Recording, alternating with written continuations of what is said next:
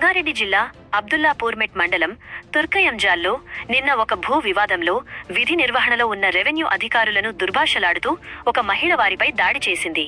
ఈ దాడికి నిరసనగా greater Hyderabad municipal corporation GHMC Shamshabad zone Adibatla circle -15 కార్యాలయ ఆవరణంలో మున్సిపల్ అధికారులు సిబ్బంది నల్ల బ్యాడ్జీలు ధరించి నిరసన కార్యక్రమాన్ని చేపట్టారు.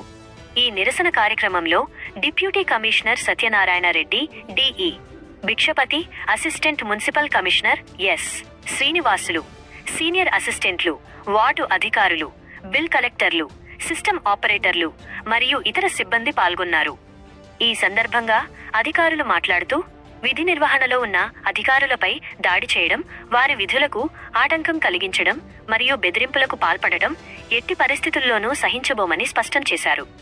భవిష్యత్తులో ఇలాంటి సంఘటనలు పునరావృతం కాకుండా ప్రభుత్వం తగిన చర్యలు తీసుకోవాలని వారు డిమాండ్ చేశారు.